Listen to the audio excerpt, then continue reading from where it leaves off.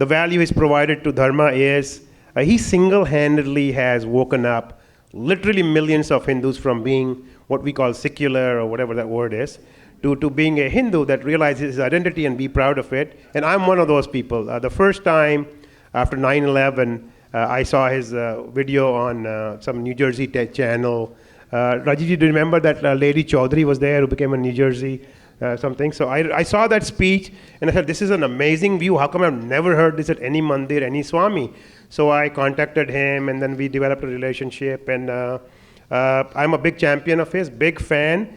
And since I don't have a designated guru parampara that I followed or a guru that I've been assigned, I consider him my guru, okay? And so do my kids. So if you are a little bit impressed by some of the knowledge that I show off to you guys, it has all come from reading his books. Because he does not have time to talk to me personally for that long.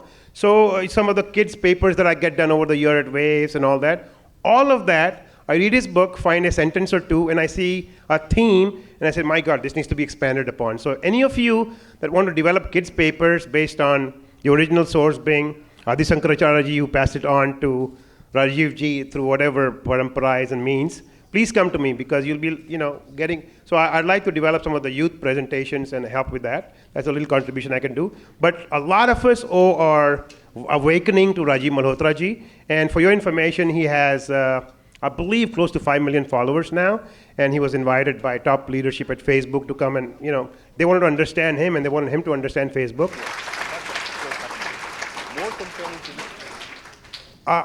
So if you truly understand what he does, and if you want to add more arms to, so somebody's asking, can you do this, Rajiv says, I only have 2 arms. So the thing you can do to empower him is just go to his website and just send a donation or whatever.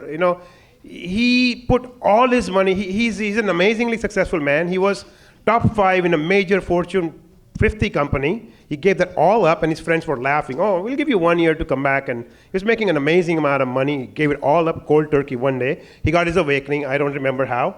And so he put all his money and all his might into it. If you feel like if you want to be his arms, so you can add to the work he's doing and wake up more people, especially he has moved his focus from the US to India now. The difference he's making in India, the amount of top people that come and listen, and the Breaking India and all the theories that come up with it, the people he's awakening, is making a revolution happen. So please be his right hand. Please go to his website, and please, whatever you feel like, empower him, So if Devi Ma has given you Lakshmi, respect that Lakshmi and put her to good use if you can, okay? I won't say anything more with that. I'd like to have Rajiv Malhotra ji come and share his experiences and word of wisdom. Thank you, Shashi ji. In fact, I cannot say enough good things about Shashi ji because, a lot of people get involved and interested in the kind of work we're doing, but they run out of stamina. There is a certain life cycle. But in his case, the level of commitment is not only consistent, but it keeps getting better and better. And very selflessly, if I were to give a major lifetime award right now, I would give it to Shashi Kejriwal for all the work he's done.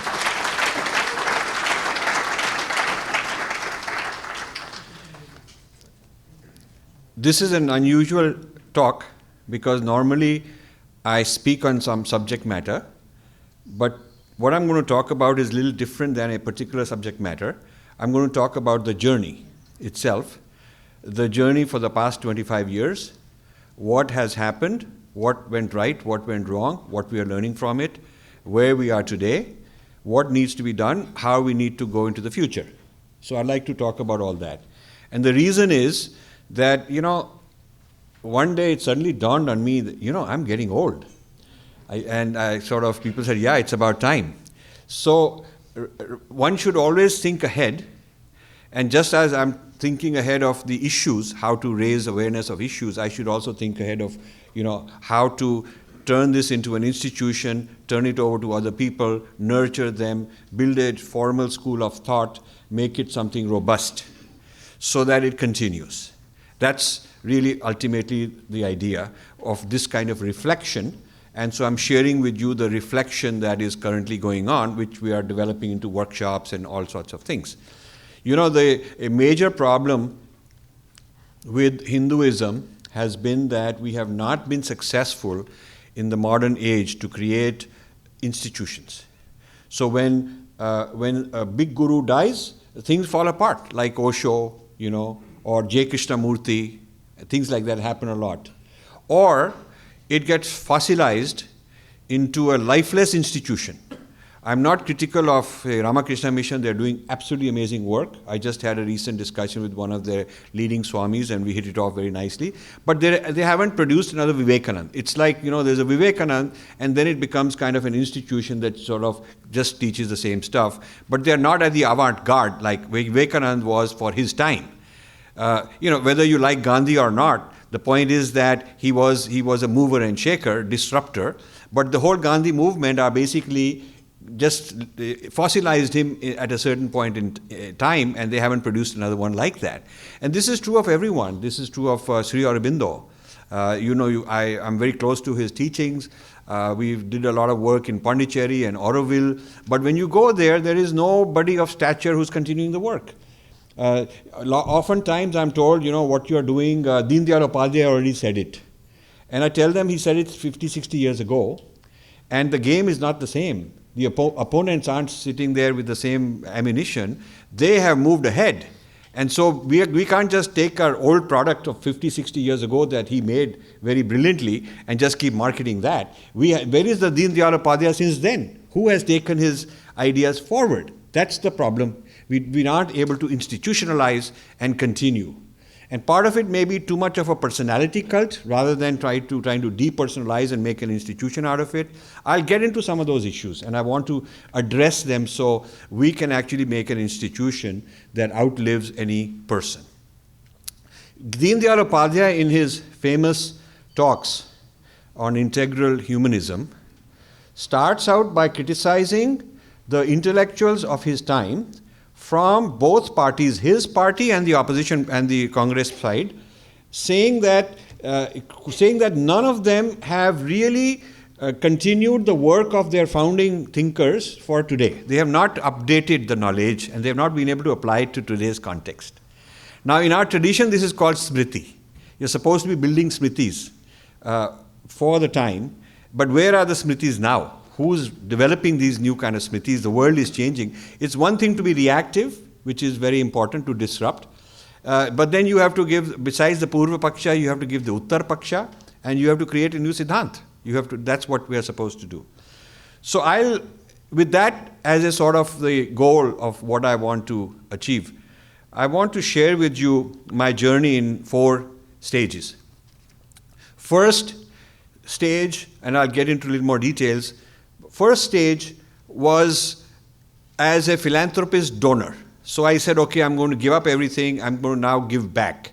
And I didn't quite know what I was getting into. I didn't quite know give back who, what, and all that. So I let circumstances come to me and respond. And in those days, we had a lot of money to give away, so hardly ever did a person leave empty-handed. We'd write very large checks. And we funded, and so that was a stage. I'll talk about it in a little more detail. And then why I ended it. Why I ended it, because you cannot fund an enemy ecosystem to change it into your own wavelength. I call it feeding the crocodiles. If you feed a crocodile thinking that he'll become like a dog, your friend, he'll actually eat your arm. So the crocodile's DNA is designed a certain way, and you cannot buy him out and change him. So you have to understand certain huge ecosystems have existed. They are bigger than all of us. They've existed for a long time. And you're not going to be able to put one chair here or one fund over there and really bring about a change. So I did this for a long time, and I'll tell you a little more details. Then I moved into the second phase, and I started doing my own work, producing the knowledge, producing the activism, producing the interventions myself rather than depending on people we'll fund. And this was exceedingly successful, and I will tell you some of the disruptions we did. Then the third stage is where we are, which is trying to complete this work. I have another 15 or so volumes which I have to finish. And then we are training other people through a series of conferences, through stipends, through mentoring programs. So we are creating an intellectual Kshatriya scholars kind of army. And we also want to now bring it down to the level of more mainstream activists using videos and e-learning and things of that sort. So that's our current stage we are in. And then the next stage is we want to institutionalize. So you need three things to have a robust movement that will continue.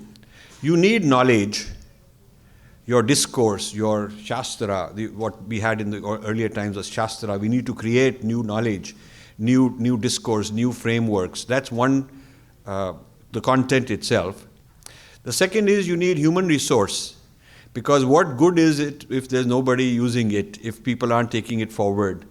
If it's fossilized like Deen Dayal Upadhyay, we can do mala to him, and Sri Aurobindo we can, and Vivekanand, but nobody has really taken it forward. Nobody's working on it the way Marxists are, using Marx to keep developing new ideas and new applications. So we need to do that, the human resource.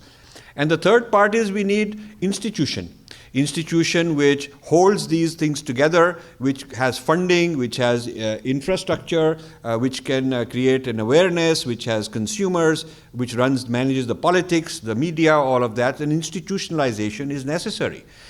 And this is something where we have not been that successful.